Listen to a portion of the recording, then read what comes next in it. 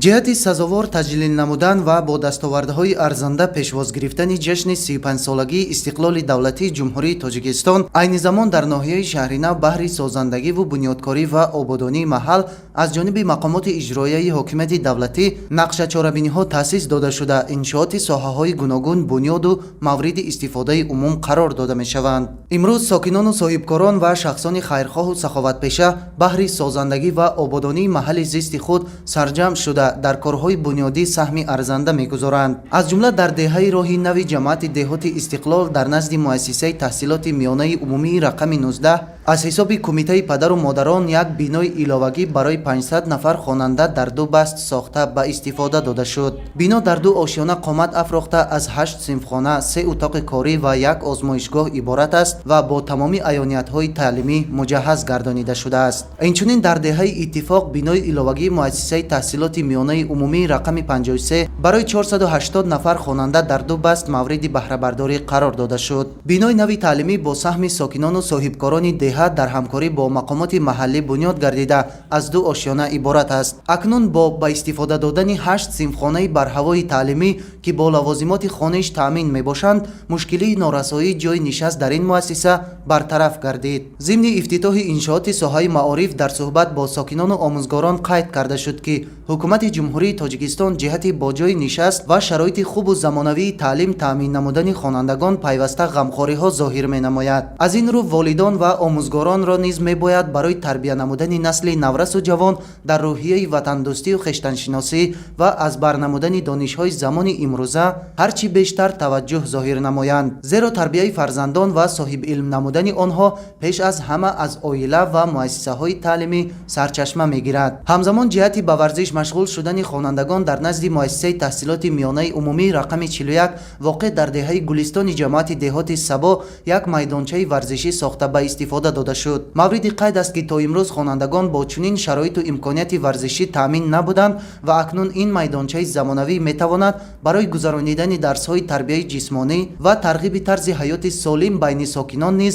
ҳиссагузор бошад. Ин майдончаи варзишӣ бо саҳми сокинони хайрхоҳи деҳаи Гулистон баҳри фароҳам овардани шароити мусоид барои фарзандонашон бунёд гардидааст. Дар идомаи корҳои бунёдӣ дар деҳаи ба номи Абдурраҳмони Ҷомии ҷамоати деҳоти Боғистон як коргоҳи хурди паррандапарварӣ ба истифода дода шуд. Коргоҳи мазкур аз ҷониби соҳибкори маҳаллӣ Бозорбой Бобоев барои парвариши мурғи тухмдеҳ бунёд карда шудааст. Айни замон дар он зиёда аз 5000 чӯҷа парвариш карда мешавад. Маҳсулоти дар ин коргоҳ истеҳсолшаванда ҷиҳати таъмин намудани бозорҳои истеъмолӣ бо тухми мурғ ва афзун намудани иқтидори истеҳсолии ноҳия равона карда шудааст. Масъалаи бо оби нӯшокӣ таъмин намудани сокинон тавассути кандани чоҳҳои амудӣ дар ҳудуди ноҳияи Шаҳринав ба таври назаррас амалӣ гардида дар ҳамин замина дар кӯчаи ба номи Абулқосим Фирдавсии ҷамоати деҳоти Боғистон бо саҳмгузории соҳибкор Сангин Солиев аз умқи 90 метр оби бо сифати нӯшокӣ бароварда 70 хоҷагӣ бо об таъмин карда шуд. Дар пайравӣ ба ин амали хайр сокинони деҳаи роҳи нави ҷамоати деҳоти Истиқлол низ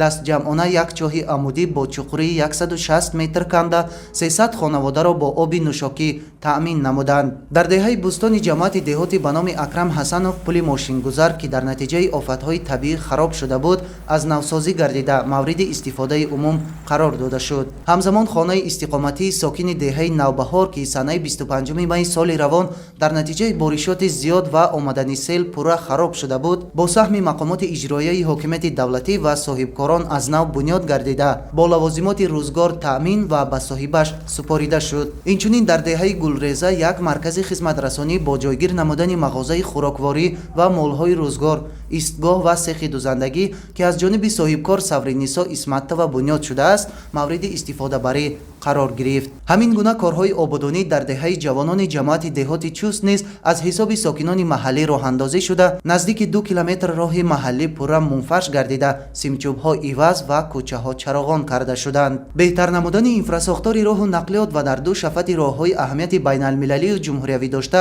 бунёд намудани иншооти замонавӣ аз тадбирҳои муҳими созандагиву бунёдкорӣ дар ноҳия ба ҳисоб рафта. Дар ин зимн як маркази хизматрасонӣ воқеъ дар шафати шоҳроҳи байналмилалии Душанбе Турсунзода бунёд гардид.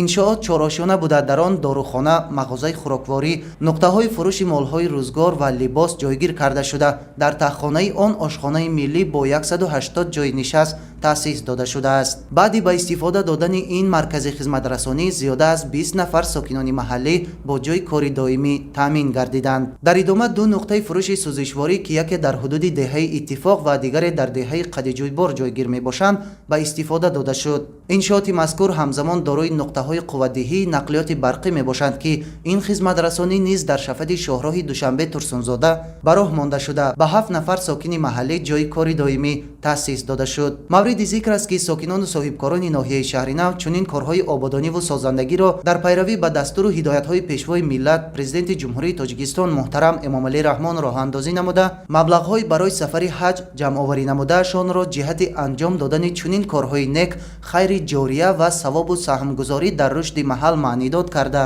ба ин гуна иқдомҳои бунёдкорӣ ҷиҳати сазовор истиқбол гирифтани ҷашни 35-солагии истиқлоли давлатӣ идома медиҳанд.